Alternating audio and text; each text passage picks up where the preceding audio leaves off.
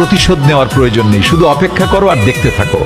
তোমাকে যে ঠকিয়েছে, তোমাকে যে কষ্ট দিয়েছে, তোমার সাথে যে